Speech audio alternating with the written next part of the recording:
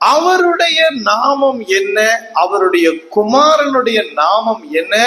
அப்படியே மத்தேயுல நாம் வாசிச்சோம்னா, நீங்கள் புறப்பட்டு போய் சகல ஜாதியையும் சீஷராக்கி பிதா குமாரன் பரிசுத்த ஆவியின் நாமத்திலே அவர்களுக்கு ஞானஸ்நானம் கொடுத்து அப்படின்னு ஆண்டவராகிய இயேசு தம்முடைய வாயினாலே அவர்களுக்கு சொன்னார். இங்கே அவருடைய நாமம் என்ன, அவருடைய குமாரனுடைய நாமம் என்னன்னு சொல்லப்பட்ட வார்த்தையை கொண்டு நீங்கள் புறப்பட்டு போய் சகல ஜாதியை சீஷராக்கி பிதா குமாரன் பரிசுத்த ஆவியின் நாமத்திலே அவர்களுக்கு ஞானஸ்நானம் கொடுங்கள் என்று சொன்ன அந்த வார்த்தையை கொண்டு நம்முடைய தேவன் திருத்துவராய் இருக்கிறார் என்பதனுடைய ஒரு காரியத்தை இங்க நாம் விளங்கி கொள்ளுகிறோம். அல்லேலூயா. நம்முடைய தேவன் எப்பொழுதுமே ஆதி ஆகமத்திலிருந்து வெளிப்படுத்தல் வரைக்குமே அவர் யாராக தான் செயல்படுகிறார்? திருத்துவராக. ஒரு கடவுள் மூன்றாக செயல்படுகிறதை நாம எங்கேயுமே பார்க்க முடியும். எங்கெல்லாம் ஆண்டவரை குறித்து பார்க்கிறோமோ, எங்கெல்லாம் ஆண்டவருடைய செயல்பாடுகளை பார்க்கிறோமோ, அங்கெல்லாம் தேவன் திருத்துவராய் இருக்கிறத நம்மளால என்ன பண்ண முடியும்? காண முடியும். ஆமே. அநேக உதாரணங்களை சொல்ல முடியும், அநேக வேத காரியங்களை எடுத்து காண்பிக்க முடியும். இப்ப நம்முடைய வேத பாடம் அது அல்ல.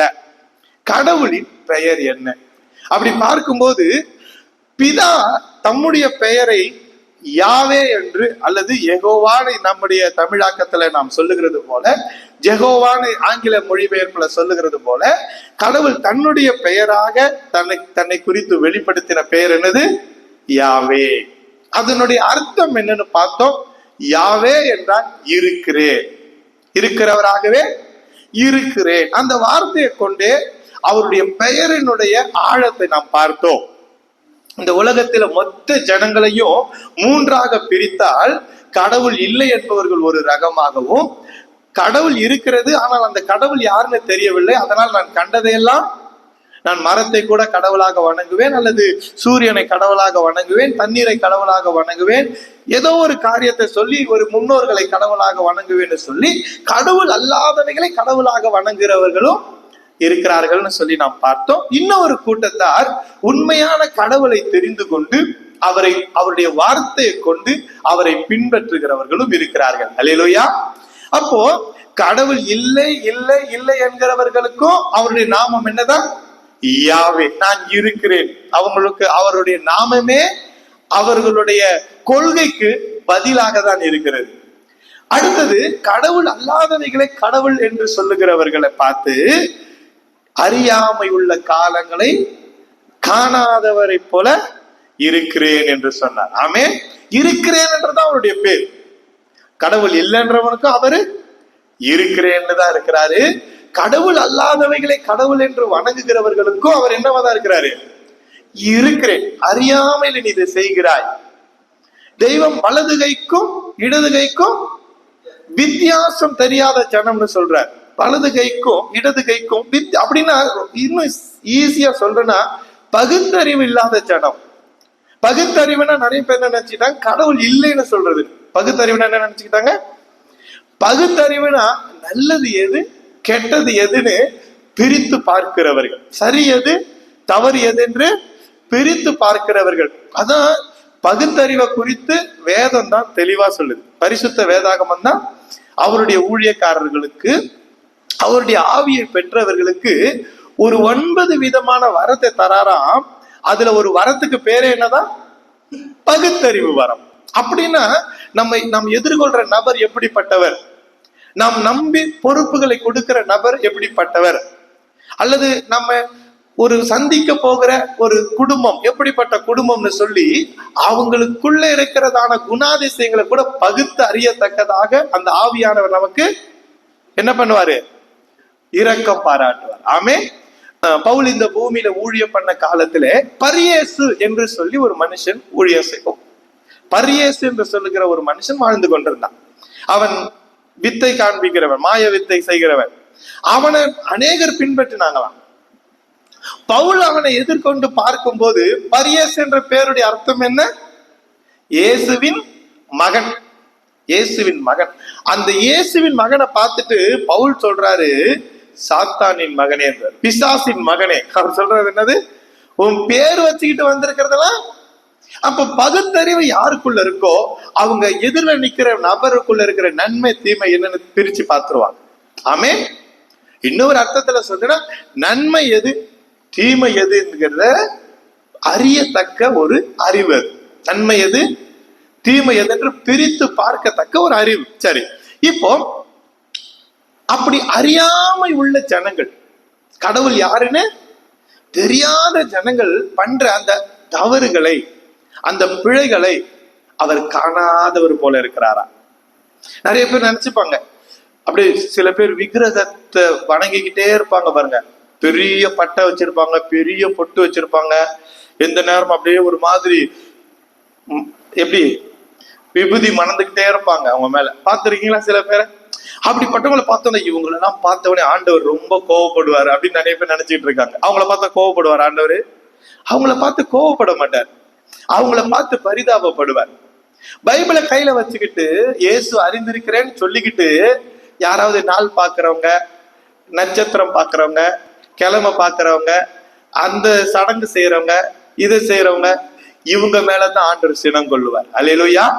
இவங்க மேலதான் ஆண்டவர் என்ன பண்ணுவார்? நாள்தோறும் சினம் கொள்வார். ஆனா இவங்களை பார்த்து என்ன தெரியுமா சொல்வாரு? அறியாமை உள்ளவர்கள். அவங்க யாரு? அறியாமை உள்ளவர்கள். அறியாமை உள்ளவர்களுக்கு கூட அவங்க செய்கிற அந்த அறியாமை காரியங்களை காணாதவர் போல எப்பதான் மனம் திரும்புவாங்களோ, எப்பதான் என்னை அறிந்து கொள்ளுவார்களோ என்று சொல்லி ஏக்கத்தோட தான் அவர் இருக்கிறார். ஆமென். எல்லாத்தோட முக்கியம், அவரை நம்புகிறவர்களுக்கு அவர் இருக்கிறவராகவே இருக்கிறார். உண்மையா அவரை நம்புகிறவர்கள் எல்லாவற்றுக்காக அவரை தான் நம்புவார்கள். நிறைய பேர் என்ன நினைச்சுக்கிட்டாங்கன்னா, ஊழியக்காரா இருந்தாங்கன்னா அவர் என்ன பண்ணும்? அவரை நம்பி வாழணும். விசுவாசியா இருந்தாருன்னா அவரை நம்பிலாம் வாழக்கூடாது, அப்பப்போ ஊழியக்காரங்கிட்ட ஜபம் பண்ணிக்கிட்டு வாழணும்னு நினைச்சுக்கிட்டு இருக்கிறாங்க. அப்படி கிடையாது. இயேசுவை விசுவாசிக்கிறவர்கள் யாரா இருந்தாலும் வாழ்க்கையில சகல தேவைக்கு அவரை தான் நம்பி இருக்கணும். ஆமென். சரீர சுகத்துக்கு அவரை தான் நம்பி இருக்கணும். தேவை சந்திக்கப்பட அவரை தான் நம்பி இருக்கணும். நம்ம செய்ய வேண்டிய காரியங்களை செய்து நிறைவேற்ற அவரை தான் நம்பி இருக்கணும். அதனாலதான் இயேசு சொல்லிட்டாரு, என்னில் நிலைத்திருங்கள், நானும் உங்களில் நிலைத்திருப்பேன். என்னில நிலைத்திருந்தாதான் உங்களால கனி கொடுக்க முடியும். என்னை இல்லாமல் உங்களால ஒன்றும் செய்யவே முடியாது. அழகா உவமானப்படுத்திட்டார். அத அழகா என்ன பண்ணிட்டாருன்னா, ஒரு மரம் இருக்கு, அதுல கிளை இருக்கு, கிளை மரத்தோட இணைஞ்சு இருந்துச்சுன்னா கனி கொடுக்கும். தனியா பிரிச்சு எடுத்துட்டா அது என்ன பண்ணாது. அப்படி என்ன விசுவாசிக்கிற நீங்களும் என்னோடு இணைந்து என்னில் இருந்துதான் என் மூலமா தான் செயல்பட வேண்டும், செயல்பட முடியும்னு சொல்லி ஆண்டவர் நமக்கு சொல்லி இருக்கிறார். ஆமென். இப்போ இப்படி பிதாவின் நாமம் யாவே இருக்கிறேன் என்பது என்றால், ஆண்டவராகிய இயேசுவின் நாமம், குமாரனுடைய நாமம் என்ன? அப்படிதானே வாசிச்சோம். அவருடைய நாமம் என்ன? அவருடைய குமாரனுடைய நாமம் என்னன்னு வாசிச்சோம்ல. இப்ப மத்தேயுவின் புஸ்தகம் 1ஆம் அதிகாரம் அதனுடைய 21ஆம் வசனத்தை வாசிப்போம். அவள் ஒரு குமாரனை பெறுவாள். ரொம்ப முக்கியமான விஷயத்தை நம்ம கொஞ்சம் பார்க்க வேண்டியது இருக்கு. ஒரு கன்னிகை கர்ப்பவதி ஆகி குமாரனை பெறுவாள். அவளுக்கு என்ன பேர் வைக்க சொல்லி ஏசாயா 7:14 நாம் வாசிக்கிறோம். இம்மானுவேல் என்று பேரிடுவாயாக. ஒரு கன்னிகை கர்ப்பவதியாகி குமாரனை பெறுவாள், அவருக்கு இம்மானுவேல் என்று பேரிடுவாயாக அப்படின்னு நம்ம ஏசாயாவுல 7ஆம் அதிகாரத்தின் 14ஆம் வசனத்துல வாசிக்கிறோம்.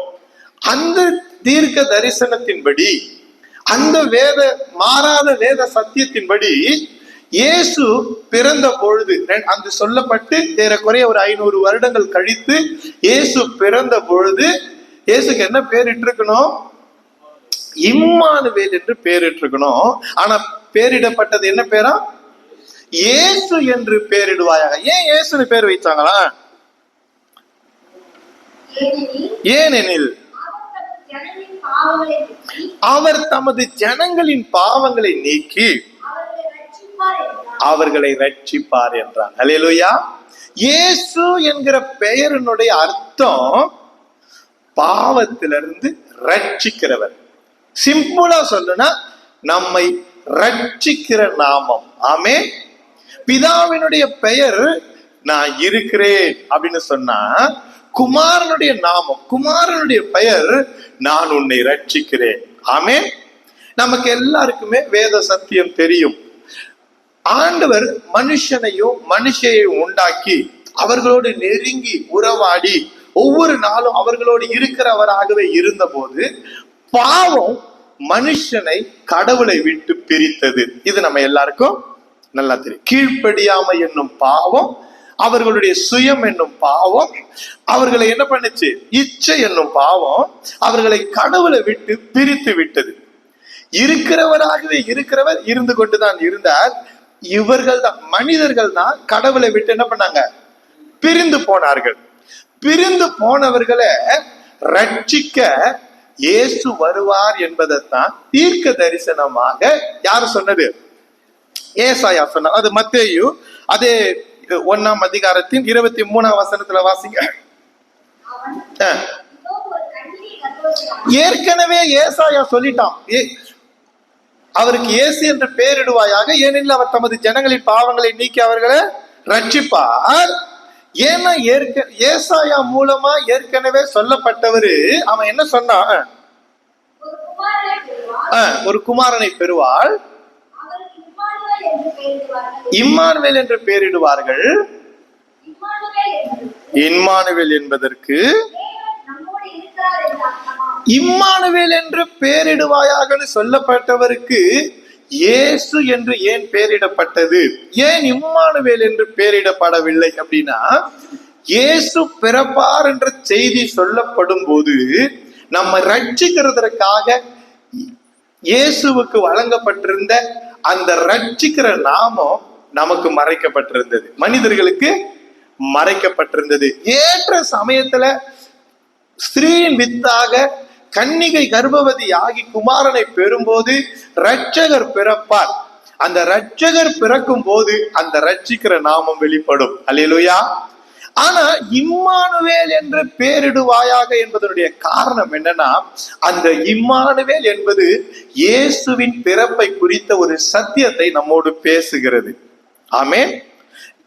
இயேசுனா என்னன்னு சொன்ன? ரட்சிக்கிறவர். இயேசுனா என்னது?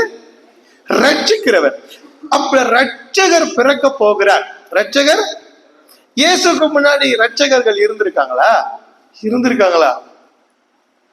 இயேசுக்கு முன்னாடி ரட்சகர்கள் இருந்திருக்காங்களா? இருந்திருக்காங்களா? தெரியும், பைபிள் படிச்சிருக்கீங்க போல இருக்கு. கர்த்தர் உங்களை ஆசீர்வதிப்பார். ஆனா அவர்கள் மனிதர்கள்.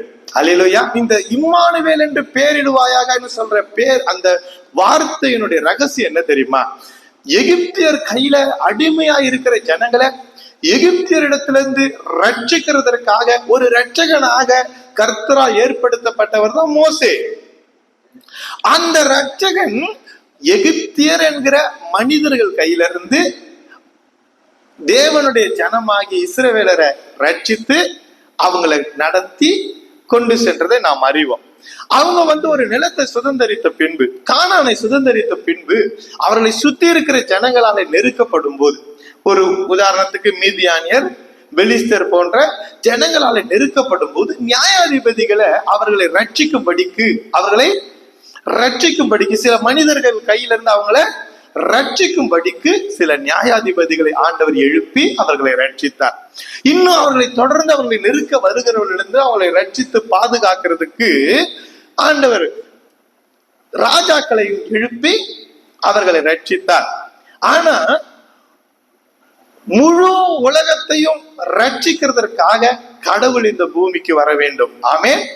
மோசே மூலமாய் கிடைத்த ரட்சிப்பு பாவத்திலிருந்து கிடைத்த ரட்சிப்பு அல்ல.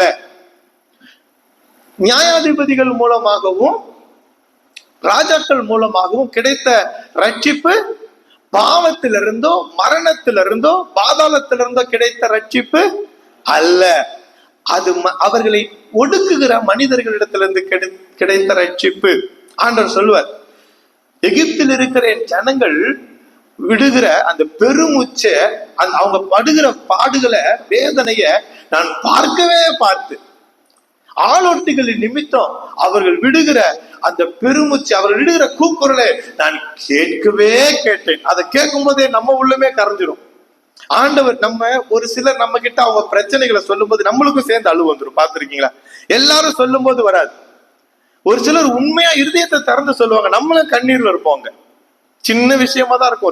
ஒரு சண்டை கதையை சொல்லுவோம், என்னை யாரோ ஒருத்தங்க அவமானப்படுத்துறாங்க, எனக்கு எதிராக சொல்லி அங்க கேட்டுக்கிட்டு நம்ம அழுதுட்டு இருப்போம்.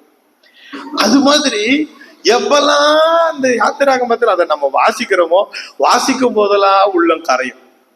அந்த ஜனங்க படுகிற வேதனையை நான் பார்த்து, அவங்க சத்தத்தை நான் கூக்குறத நான் கேட்டுன்னு ஆண்டவர் சொல்லும் போதெல்லாம் உள்ளம் கரையும்ல.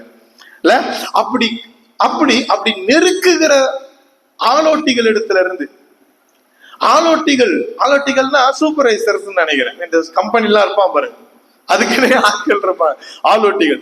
அந்த ஆலோட்டிகள் இருந்து அவங்களை ரட்சிக்கிறதுக்கு, அவங்களை அதிகமாய் கொடுமைப்படுத்தி வேலை வாங்குறவங்க ரட்சிக்கிறதுக்கு, இப்படி மனுஷ வல்லமை கிட்ட இருந்து ரட்சிக்கத்தான் மனுஷர்களை ஆண்டவர் ஏற்படுத்தினார்.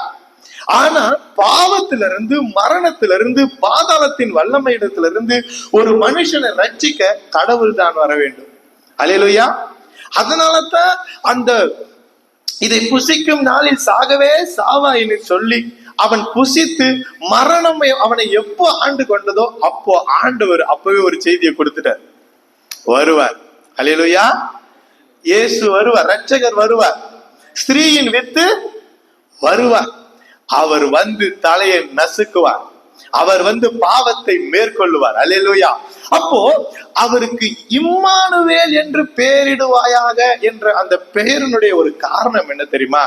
இதுவரைக்கும் மனிதர்களிடத்திலிருந்து ரட்சிக்க மனிதர்கள் வந்தார்கள், மனிதர்கள் எழுப்பினார்கள். இப்பொழுது வரப்போகிறவர் மனிதர் அல்ல. அல்லேலூயா. இப்பொழுது வரப்போகிறவர் மனிதர் அல்ல. அவர் இந்த பூமியில பிறந்த உடனே அவருடைய பிறப்பு கடவுள் மனுஷர்களாகிய உங்க நடுவுல வந்து விட்டார் என்பது போல இருக்கும். அல்லேலூயா. இம்மானுவேல் என்று பெயரிடுவாயாக, அதற்கு தேவன் நம்மோடு இருக்கிறார் என்று அர்த்தமாம். அல்லேலூயா. தேவாதி தேவனே ஒரு மனிதனாக மனு உருக்கொண்டு சாதாரண உங்களை போல என்னை போல ஒரு மனுஷனாக இந்த பூமியில வந்து பிறப்பார். அவர் பிறந்ததுனால தேவனே நம்மோடு கூட இருக்கிறார். அந்த அர்த்தத்தை, அந்த சத்தியத்தை உள்ளடக்கிய வார்த்தை தான் இம்மானுவேல் என்று பேரிடுவாயாக என்று அர்த்தம். இப்போ அந்த இயேசு இந்த பூமியில பிறந்த போது இயேசுவுக்கு இயேசு என்று பெயரிட்டார்கள். இது கடவுளின் பெயர். ஆமென். இயேசு மனிதனின் பெயரா கடவுளின் பெயரா? என்ன இப்படி ஒரு கேள்வி கேட்டீங்க? இயேசு என்ற பேரு மனிதனுடைய பேரா கடவுளுடைய பேரா? கடவுளுடைய பேர். ஆமென். அந்த பேருடைய அர்த்தம் என்ன தெரியுமா? ரட்சிக்கிறவர். ஆமென். கடவுளின் பெயரை, பிதாவின் நாமம் என்ன, அவருடைய குமாரனுடைய நாமம் என்ன, பரிசுத்த ஆவியானவருடைய நாமம் என்னன்னு பார்க்க போகிறோம். முதல்ல பிதாவின் நாமம் இருக்கிறவராகவே இருக்கிறார். அவரை இல்லை என்பவர்களுக்கும் இருக்கிறார். அவரை அறியாம பிழையாய் கடவுளை தேடிக்கொண்டிருக்கிறவர்கள், தவறான விதத்தில கடவுள் அல்லாதவைகளை கடவுள் என்று வணங்கி கொண்டிருக்கிறவர்களுக்கும் அவர் காணாதவர் போல இருக்கிறார். அவர்கள் செய்கிற தவறுகளை காணாதவர் போல இருக்கிறார். அவரை நம்பி இருக்கிறவர்களுக்காகவும் அவர் இருக்கிறார். அதே போல இயேசு என்கிற பெயர், இயேசு என்கிற அந்த நாமத்தினுடைய அர்த்தம் ரட்சகராய் இருக்கிறார். அல்லேலூயா. நம்மளை ரட்சிக்கிற நாமம். குமாரனுடைய நாமம் என்னது? ரட்சிக்கிற நாமம். அப்ப ரட்சிக்கிறார்னா நம்ம இந்த சிம்பிளா புரிஞ்சுக்கலாம். நம்மளை பாவத்திலிருந்து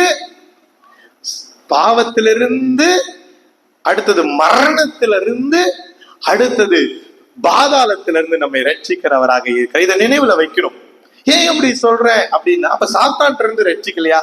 சாத்தான் தான் நம்ம கிட்ட இருந்து தப்பிக்கணும். ஆமே. சாத்தான் தான், எந்த மனுஷனையும் சாத்தான் வந்து அப்படி பிடிக்க முடியாது. சாத்தான் வந்து ஏதோ ஒரு பாவத்தை வச்சுதான் மனுஷனை என்ன பண்ண முடியும்? கட்டி வைக்க முடியும். ஏதோ ஒரு மனுஷன் வந்து ஒரு வியாதியையோ ஏதோ ஒரு வேதனையை வச்சுதான் மனுஷன் என்ன பண்ண முடியும்? எந்த மனுஷன் தேவனை அறிந்து கொண்டானோ அவனுக்கு முன்பாக நிற்கிற பலனை சாத்தான் எழுந்து போவான். அவர்களை அவங்க முன்னாடி வந்து நிற்கிற அந்த வல்லமை அவன் என்ன பண்ணிடுவான்? இழந்து போவான். நான் இந்த சொல்லும் போதே சாத்தான் கையிலிருந்து நம்மளை ரட்சிக்க காப்பாற்ற வந்தாருன்னு யாரும் நினைச்சுக்காதீங்க. பாவத்துல இருந்துதான் அவர் நம்மளை ரட்சிக்க வந்தார். அவர் பாவத்திலிருந்து யாரை ரட்சித்தாங்களோ அவங்களை கண்டா சாத்தான் பயப்படுவான். ஒரு முறை இயேசு தம்முடைய சீஷர்களோடு பேசிக் கொண்டிருக்கும் போது அந்த பகுதியாய் வந்து கொண்டிருந்த சாத்தானை பார்த்து சொல்ற, இந்த உலகத்தின் அதிபதி வருகிறான், என்னிடத்துல அவனுக்கு ஒன்றும் இல்லை. அதோடைய அர்த்தம் என்னது? ஏன் வாழ்க்கையில ஒரு பாவமும், யார் வாழ்க்கையில பாவம் இருக்கோ அவங்கள சுத்தி சுத்தி வருவான், யார் வாழ்க்கையில பாவம் இருக்கோ அவங்க மேல உரிமை பாராட்டுவான், யார் வாழ்க்கையில பாவம், யாரை பாவம் அடிமைப்படுத்தி வைத்திருக்கிறதோ அவர்களை தமக்கு அடிமைகளாகவே அவன் என்ன பண்ணுவான், எடுத்து பயன்படுத்துவான். இப்ப முதலாவது ஆண்டவராகி இயேசு நம்மை பாவத்திலிருந்து விடுதலையாக்க வந்தார், மரணத்திலிருந்து. அடுத்தது நம்மை மரணத்திலிருந்து விடுதலையாக்க வந்தார், அடுத்தது நம்மை பாதாளத்திலிருந்து விடுதலையாக்க வந்தார். இந்த 3 வார்த்தைகளின் ரகசியத்தையும் நம்ம இன்னைக்கு தியானிக்கிறதுக்கு முன்பாக இன்னொரு பிழையான ஒரு புரிந்து கொள்ளுதல் கூட கிறிஸ்தவர்கள் மத்தியில இருக்கு. யாராவது வாசிங்க ஏசாயா 56ஆம் அதிகாரம். இயேசுவின் பெயரை குறித்த ஒரு தவறான புரிந்து கொள்ளுதல். ஏசாயா 56ஆம் அதிகாரத்தின் 5ஆம் வசனத்தை யாராவது வாசிங்க.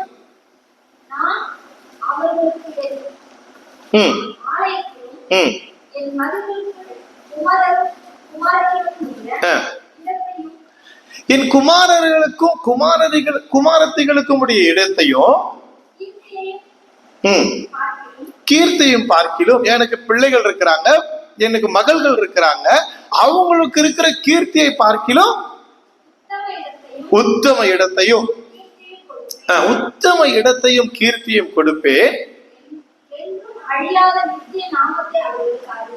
அவர்களுக்கு என்றும் அழியாத நித்திய நாமத்தை என்ன பண்ணுவாரா, என்றும் அழியாத நித்திய நாமத்தை அவர்களுக்கு அருளுவேன். நிறைய பேர் சொல்லுவாங்க இதுதான் இயேசுவின் நாமம், இயேசுவின் நாமத்தை பத்தி தான் இது சொல்லுது. இது இயேசுவின் நாமத்தை பத்தி சொல்லவில்லை, இது ஆண்டவருக்காக தங்களை அன்னகராக்கி கொண்டவர்களை குறித்து சொல்லுகிறது. நித்தியத்துல யாரோ ஒரு கூட்டத்தை ஆண்டவர் மூப்பர்கள்னு சொல்றாரு. 24 யாரோ ஒரு சிலரை 4 ஜீவன்கள்னு சொல்றாரு. யாரோ ஒரு சிலருக்கு இரத்த சாட்சிகள்னு பேர் வைக்கிறாரு. எத்தனையோ விதமான ஜனங்கள், யாரோ சிலருக்கு கிழக்கிலும் மேற்கிலும் வடக்கிலும் தெற்கிலும் இருந்து வந்தவர்கள்னு சொல்றாரு. என்னென்னமோ பேர் வச்சு சொல்றாரு. ஆண்டவருடைய ராஜ்யத்துக்காக தங்களை பெருமைப்படுத்தி கொண்ட, தங்களை அன்னகர்களாக மாற்றிக்கொண்ட சிலரை ஏதோ ஒரு என்றும் அழியாத நாமத்தை அவங்களுக்கு ஆண்டவர் என்ன பண்ண போறாரு, தரிப்பிக்க போறாருன்றது தான் இந்த வார்த்தை சொல்லுதே தவிர இது இயேசுவின் நாமத்தை குறித்து சொல்லப்பட்ட வார்த்தை கிடையாது. இயேசுவின் நாமம் என்றும் அழியாத நாமம் தான், அது நித்திய நாமம் தான், அது எல்லா நாமத்துக்கும் மேலான நாமம் தான். இயேசுவின் நாமத்தை வச்சு ஒருவரோட ஒரு வாக்குவாதம் பண்ணாம, எப்படி ஞானஸ்தானம் கொடுக்கணும்னு ஒரு விவாதத்தை நடத்தாம, இயேசுவின் நாமத்தை பயன்படுத்தி கொண்டு கடவுள் ஒருவரா மூவரா அப்படின்னு சொல்லி அப்படிலாம் போட்டு குழப்பாம, இயேசு என்கிற பெயர் எதற்காக இந்த பூமியில இறங்கி வந்தது, இயேசு என்கிற பெயர் எதற்காக உங்களுக்கும் எனக்கும் கொடுக்கப்பட்டது என்பதனுடைய ரகசியத்தை நாம் புரிந்து அதன்படி செயல்பட வேண்டும். அல்லேலூயா. இயேசு என்கிற குமாரனுடைய நாமமாகிய இயேசு என்கிற கடவுளின் பெயரை கொண்டு நாம் ரட்சிக்க வேண்டும். ஆமென். அழகா சொல்றாரு அப்போஸ்தலர் 4:12 என்ன சொல்றாரு, அவராலே அன்றி இயேசுவாலே அன்றி வேற ஒருவராலும் ரட்சிப்பு இல்லை. நாம் ரட்சிக்கப்பட வேண்டுமானால், நாம் ரட்சிக்கப்படும்படிக்கு மனுஷர்களாகிய நமக்குள்ளே இயேசு என்கிற அவருடைய நாமமே அல்லாமல் வேறொரு நாமம் நமக்கு ரட்சிப்புக்கென்று கட்டளையிடப்படவில்லை. அல்லேலூயா. அப்போ அவருடைய நாமம் என்ன, அவருடைய குமாரனுடைய நாமம் என்னன்னா, குமாரனுடைய நாமம் இயேசு. இயேசு என்கிற நாமம் எதற்காக நமக்கு வழங்கப்பட்டது, ரட்சிக்கிறதற்கு. நான் இப்படி சொல்றேன், முதலாவது நம்மை பாவத்திலிருந்து ரட்சிக்கிற நாமம். ஏசாயா 53 அதிகாரத்தின் 5ஆம் வசனத்தை வாசிப்போம். ஏசாயா 53:5. நம்முடைய மீறுதல்களின் நிமித்தம் அவர் காயப்பட்டு நொறுக்கப்பட்டார்,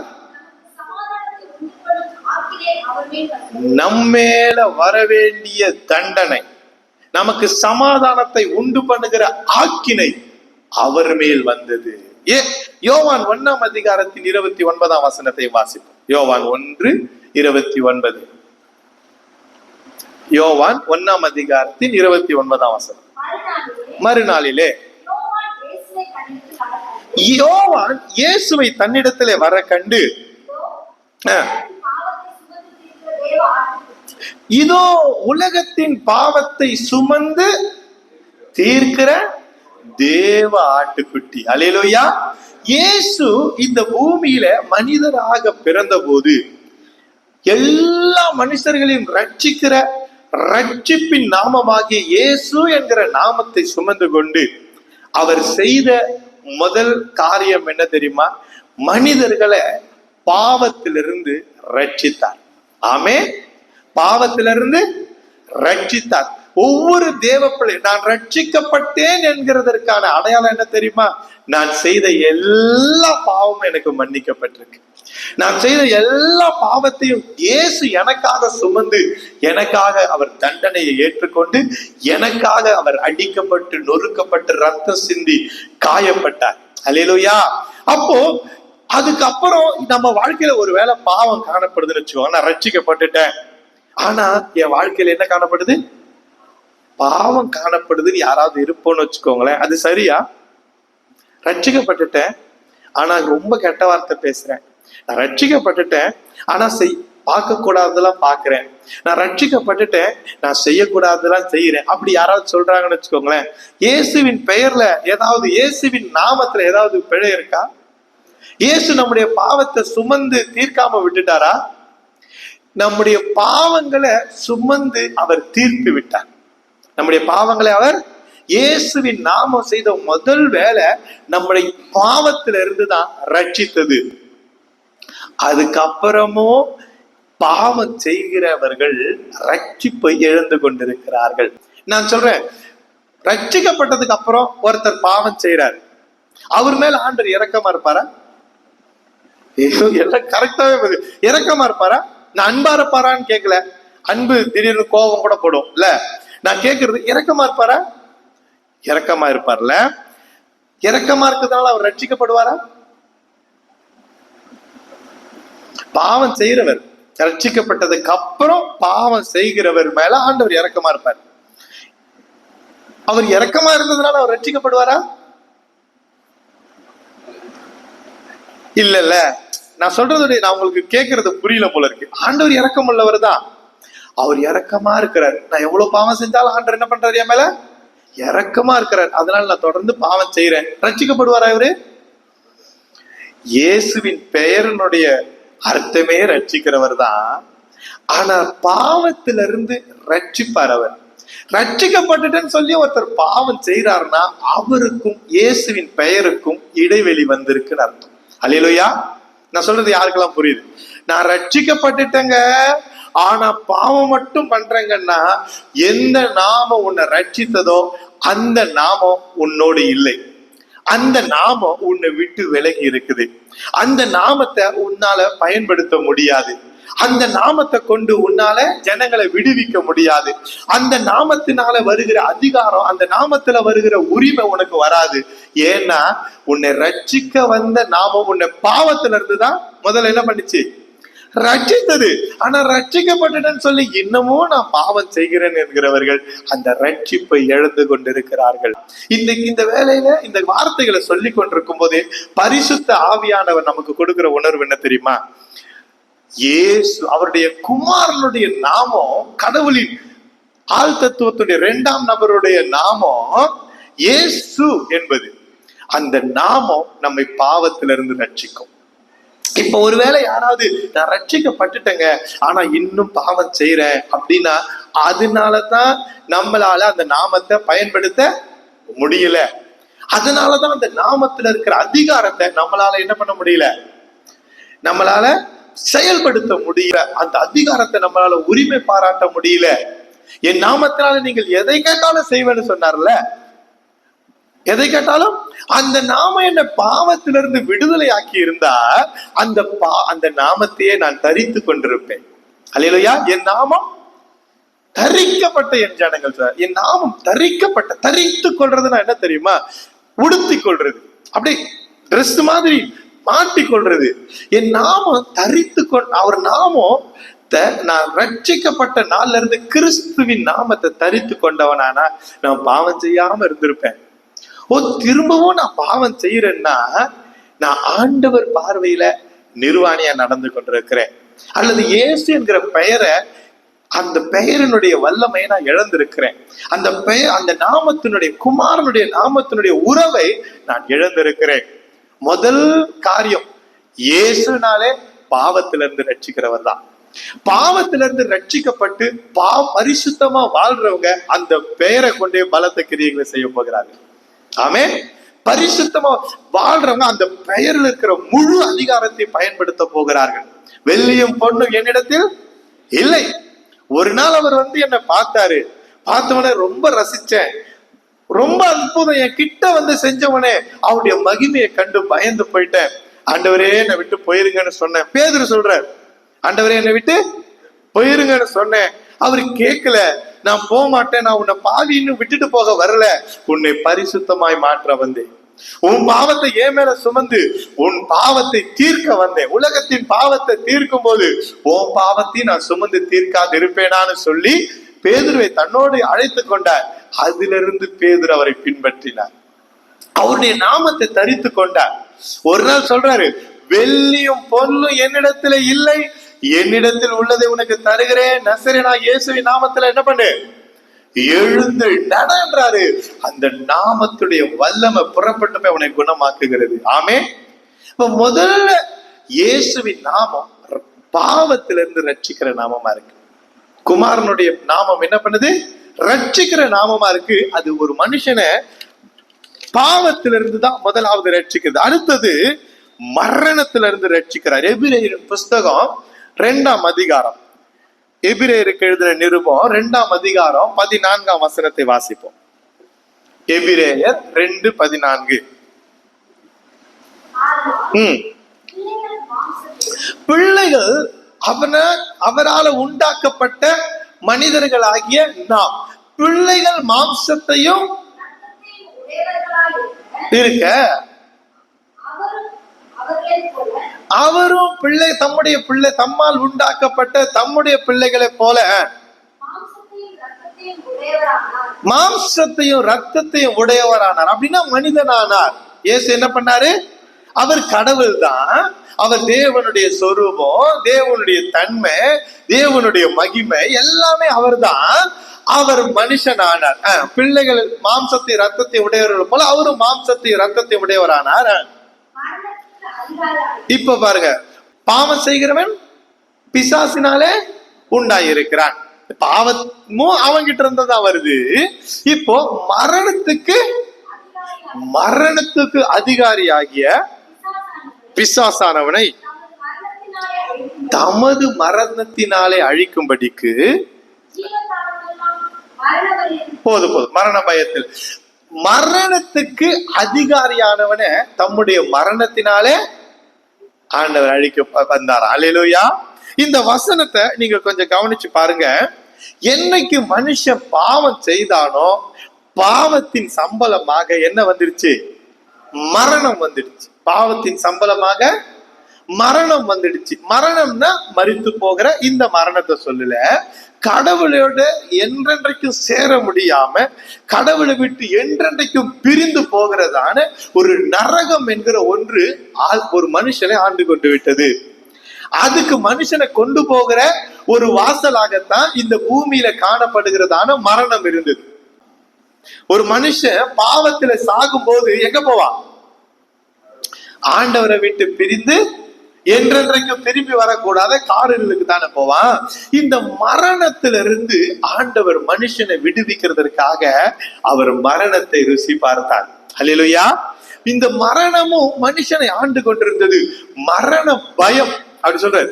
ஜீவ காலம் எல்லாம் மரண பயத்தினால பிடிக்கப்பட்டிருந்தோமா. மரணம்னாலே எல்லாரும் என்ன பண்ணுவாங்க. சமீபத்துல ஒரு ஊழியக்காரர் யாரோ, அவரை புதுசாதான் நான் பாக்குறேன், அவர் பேசின ஒரு ஷார்ட்ஸ் நான் பார்த்தேன், ஒரு வீடியோ நான் பார்த்தேன். அவர் இப்படி சொன்னார், உலகத்திலே எது பயங்கரமானது அப்படின்னு சொல்லும் போது நெருப்பு தான் பயங்கரமானது அப்படின்னாங்க. நெருப்பை பார்த்து, நெருப்பே நீதான் பயங்கரமானவனாச்சே, நீங்க வேற கொஞ்சம் தண்ணி என் மேல ஊத்துனா நான் என்ன பண்ணிடுவேன், அணைஞ்சு போயிருவேன் அப்படின்னுச்சான். அப்ப தண்ணிய பார்த்து, தண்ணிய நீதான் பயங்கரமானவர், நீங்க வேறங்க சூரியன் கொஞ்சம் வேகமா என் மேல அடிச்சிச்சுன்னா, சூரியன் என்ன சுட்டுச்சுன்னா நான் காத்தாம ஆவியா போயிருவேன். சூரியன் கிட்ட போய், சூரியனே நீதான் பயங்கரமான ஆள்னு, நீதான் இந்த உலகத்திலே பெரிய ஆள்னு நான் நினைக்கிறேன். சூரியன் கொஞ்சம் கார் மேகம் வந்தா போதும், நான் மறைஞ்சிருவேன், என்ன அதுவே காணாம அடிச்சிரும், நான் அவ்வளவு பெரிய ஆள் இல்ல, என்னை விட மேகம் தான் பெரிய ஆளுன்னு நினைச்சான். மேகத்துக்கிட்ட போய், மேகமே நீதான் பெரிய ஆள்னு கேள்விப்பட்டேன், அப்படிலாம் இல்லைங்க, காத்து அடிச்சிச்சுன்னா நான் பறந்து போயிருவேன். காத்து கிட்ட போய், காற்றே நீதான் பெரிய ஆளு, அது சொல்லிச்சான்.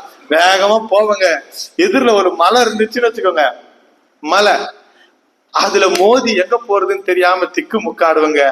மலை கிட்ட போயிட்டு, மலையே மலையே நீதான் இந்த உலகத்திலேயே ரொம்ப சிறந்தவர் நான் நினைக்கிறேன்.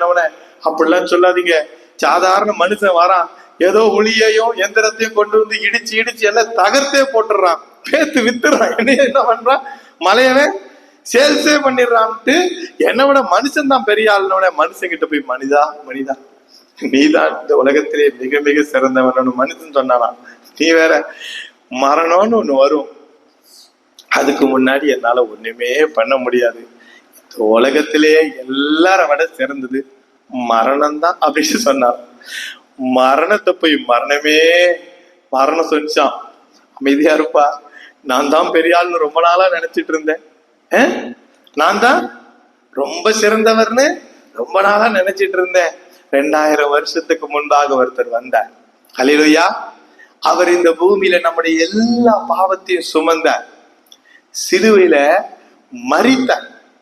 அப்பா, இவர் ஒருத்தர் தான் நம்மளுக்கு இந்த பூமியில ரொம்ப வித்தியாசமா இருந்தார், இவர் சாகவே மாட்டார் நினைச்சா இவரும் மரணத்துக்குள்ளாயிட்டார்.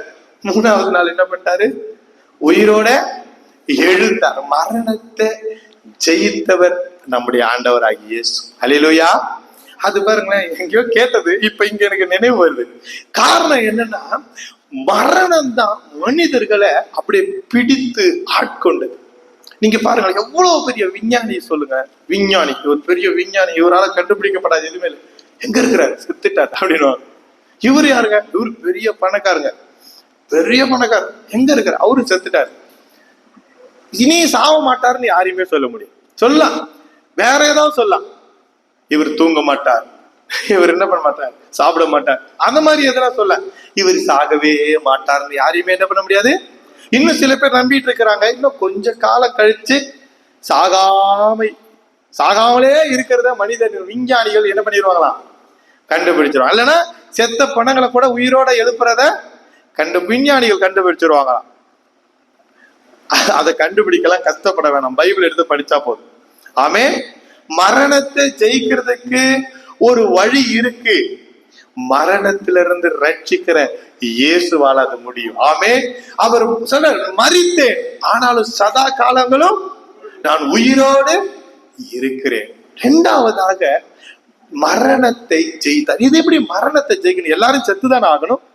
எல்லாரும் நல்லா கவனிங்க, செத்தவங்க எல்லாம் மரணத்துக்கிட்ட தோத்தவங்கன்னு அர்த்தம் கிடையாது. செத்து போனவங்க எல்லாருமே மரணத்துக்கிட்ட தோற்று போனவங்க கிடையாது. பாவத்துல செத்தவங்க தான் மரணத்துக்கிட்ட தோற்று போனவர்கள். இப்போ முதலாவது அந்த நாமம் என் பாவத்தை எல்லாம் தன் மேல ஏத்துக்கிட்டு என்னை பாவத்திலிருந்து ரட்சித்ததே. 2வது அந்த நாமம் என்ன மரணத்திலிருந்து ரட்சிக்க விரும்புகிறது. அல்லேலூயா. மரணத்திலிருந்து ரட்சிக்கிறதுனா, நான் 100 வயசு வரையும் சாகாம இருந்தேன், மரணத்தை ஜெயிச்சிட்டேன், அது இல்ல. நான் 40வது வயசுல செத்தாலும் பரிசுத்தமாய் சாக வேண்டும். நான் எந்த பாவத்திலிருந்து அவர் என்னை மீட்டாரோ, எந்த பாவத்திலிருந்து அவர் என்னை விடுவித்தாரோ, ஏமே நான் செய்த எந்த பாவத்துக்காக அவர் சிலுவையில தண்டனையை பெற்று தீர்த்தாரோ, அந்த பாவம் இல்லாத பரிசுத்தனாக யார் இந்த பூமி வாழ்க்கையை முடிக்கிறாங்களோ அவங்களும் மரணத்தை ஜெயித்தவர்கள் தான். அல்லேலூயா. அவர்களும் மரணத்தை ஜெயித்தவர்கள் என்பதற்கு அடையாளமா அவருடைய பேர், ரட்சிக்கிற பேருனா பாதாளத்திலிருந்து ரட்சிக்கிறவர். பாவத்தையும் ஜெயித்தாரு, பாவத்திலிருந்து ரட்சிக்கிறார். மரணத்தையும் ஜெயித்தாரு, மரணத்திலிருந்து ரட்சிக்கிறார். அவர் பாதாளத்தையும் ஜெயித்தார். ஆமே. பாதாளத்துக்குள்ள போயிட்டு திரும்ப வெளியே வந்த ஒரே ஒருத்தர் அவர் தான். ஆமே. அவர் வெளியே வந்து பாதாளத்தினுடைய அதிகாரத்தையும் பாதாளத்தினுடைய வல்லமையும் மேற்கொண்டு நமக்கும் உயிர் தெழுதலின் வல்லமையை கொடுத்திருக்கிறார். ஆமே. அந்த பாதாளத்தை, மரணமே உன் கூர் எங்கே, பாதாளமே உன் ஜெயம் எங்கே? மரணத்தின் கூர் பாவம், பாவத்தின் பலன் நியாய பிரமாணம். நம்முடைய கர்த்தராகி இயேசு கிறிஸ்துவினாலே நமக்கு ஜெயம் கொடுக்கிற தேவனுக்கு ஸ்தோத்திரம். நான் சிம்பிளா இந்த வேத பாடத்தை நான் முடிக்கிறேன். அவருடைய நாமம் என்ன அப்படின்னா, அவருடைய நாமம் யாவே, யெகோவா. அவருடைய குமாரனுடைய நாமம் யெசுவா அல்லது இயேசு. அந்த அவருடைய நாமத்துக்கு இருக்கிறவராகவே இருக்கிறேன் என்று அர்த்தம் உள்ளது போல, இருக்கிறேன் என்று அர்த்தம் உள்ளது போல, குமாரனுடைய நாமத்துக்கு ரட்சிக்கிறவர் என்று அர்த்தம், அல்லது ரட்சிக்கிறேன் என்று அர்த்தம். அவர் நம்மை பாவத்திலிருந்து ரட்சிக்கிறார். ஆமே. நான் இயேசுவின் பிள்ளைன்னு சொல்லிக் கொள்ளுகிறவர்கள் பாவத்திலிருந்து ரட்சிக்கப்பட்டிருக்கணும். பாவம் செய்யாதவர்களா இருக்கணும். பாவமும் செய்வேன், நான் இயேசுவின் பிள்ளையாவும் இருப்பேன்னா அவர் அப்ப நாமே நம்ம என்ன பண்ணிடணும், ஏமாற்றி கொண்டு அப்படி பாவத்திலிருந்து நம்மை ரட்சித்தவர் நம்மை மரணத்திலிருந்து ரட்சிக்கிறார். ஆமே. அப்படின்னா முடிவு பரியந்த நிலையத்திற்க வைக்கிறார். இந்த பூமியில எவ்வளவு காலம் நான் வாழணும்னு ஆண்டவர் நியமிச்சாரோ அந்த காலமெல்லாம் பரிசுத்தமாய் வாழ எனக்கு கிருபை தருகிறார். அப்பொழுது நான் மரணத்தை ஜெயிக்கிறவனாய் இருப்பேன். ஒருவேளை நான் ரட்சிக்கலாம் பட்டுட்டேங்க, பாவத்துல இருந்து எல்லாம் வந்துட்டேங்க, திரும்பவும் நான் பாவம் செய்யறேங்க, அப்படியே செத்துட்டேங்கன்னா அவங்க ரட்சிப்பை இழந்து விட்டார்கள். மரணம் அவர்களை மேற்கொண்டு விட்டது. ஆமே. ஆண்டவர் மரணத்திலிருந்து நம்மை ரட்சிக்கிறவராய் இருக்கிறார். அடுத்தது, பாதாளத்தை ஜெயித்தவர்னா என்ன தெரியுமா அர்த்தம்? ஒரு நாள் இயேசு வரப்போகிறார். ஆமே. ஒரு நாள் இயேசு வரப்போகிறார். அப்போ ஒரு ரட்சிப்பு கிடைக்க போகுது. மரித்தோர் முதலாவது எழுந்திருக்க போறாங்க. அல்லேலூயா. பின்பு உயிரோடு இருக்கிற நாமும் மறுரூபமாக்கப்பட போறோமா?